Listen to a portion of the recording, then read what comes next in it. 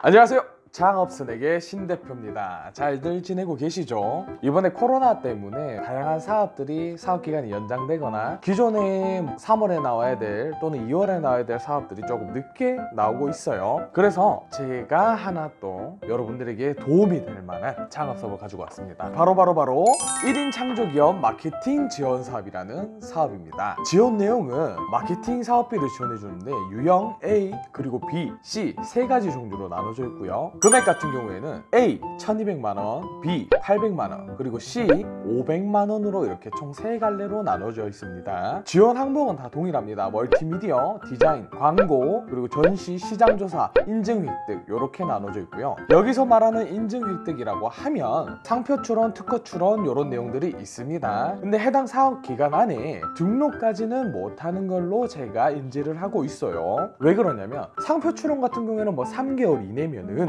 가능은 한데 그 외에 기타 지식재산권 같은 경우에는 짧게는 6개월, 길게는 1년, 2년씩 걸릴 수 있기 때문에 대부분 지원 사업들이 상표 출원 또는 특허 출원까지는 되지만 등록까지는 안 되는 경우가 굉장히 많습니다. 그 부분 참고해 주시고 만약 이 사업에 선정이 되셔서 사업을 운영하신다면 꼭 인지하시고 진행하시는 걸 추천드립니다. 자, 여기서 좀 중요한 부분이 있어요. 전국 단위 사업이긴 한데요. 특별히 지역 제한은 별도로 공고문에 없었어요. 그렇기 때문에 총 8개 기관에서 해당 사업을 수행합니다. 현재 나온 공고문 기준으로는 7개 수행기간은 선정이 완료된 상태고 마지막 8번째 수행기간이 모집 중에 있습니다. 지금 현재 해당 수행기관들을 제가 봤을 때 재단이라든지 사단보다는 주식회사도 일반 기업들도 있는 걸로 보여져요. 그렇기 때문에 이렇게 화면에 제가 8개 지원기관들이 어느 지역에 어떻게 있는지 간략하게 이 표를 띄워 드릴 거고 여러분들이 보시고 내가 조금 가까운데 가시는 걸 추천드릴게요. 자, 제일 중요한 거죠. 굉장히 중요한 부분인 자격 요건 부분입니다.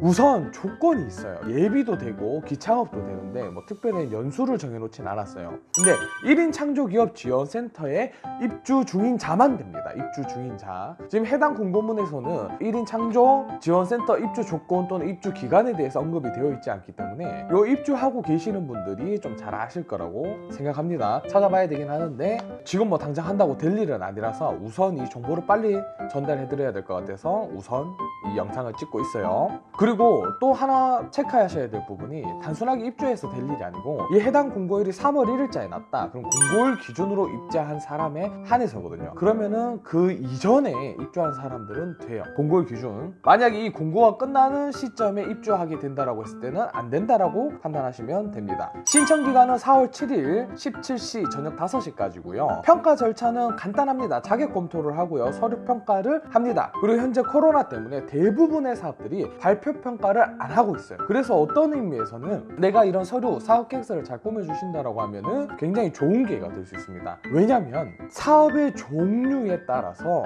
서류 외에 발표가 필요한 사업들이 있을 수 있습니다. 좀 고도화된 사업들. 근데 이런 고도화된 사업들을 참여하게 됐을 때는 질의응답이 굉장히 날카로워질 수 있어요. 또는 반대일 경우도 있죠. 그래서 가능하다면은 지금 현재 하실 수만 있다면 다 참여하시는 거를 적극적으로 권유드립니다. 왜? 개인적인 생각에는 될 가능성이 굉장히 높아졌다라고 보고 있는 거고요. 지원 방법은 K스타트업에서 회원가입하시고 검색창에 1인 창조기업 마케팅 지원사업이라고 검색하신 다음에 해당 공고문 클릭하시고 신청하기까지 꼭 해주시면 됩니다. 그리고 제가 이 영상 찍으면서 뭐 메일로 특히 제일 많이 물어보던 게 첨부 서류 누락에 대해서 좀 많이 질문하시더라고요. 근데 이걸 제가 모든 사업이 동일하다라고는 할 수는 없으나 첨부 서류가 만약에 누락되더라도 대부분의 지원 사업들은 이걸 보완할 수 있는 기간이나 기회를 줍니다. 아닌 경우도 있어요. 아닌 경우도. 그래서 제가 가능하다면은 이런 지원 사업들 말씀드릴 때 최소 필수 서류들에 대해서는 한 번씩 언급을 해드리도록 할게요. 해당 사업에 대해서는 신청서, 사업계획서, 그리고 견적서 이 3가지를 꼭 넣어주셔야 됩니다. 꼭 3가지를 넣어주셔야 되고 그 다음에 추가 서류는 가점사항에 대한 것들이긴 한데요. 제가 지금 연차수로 4년 동안 하면서 3년 지나고 나서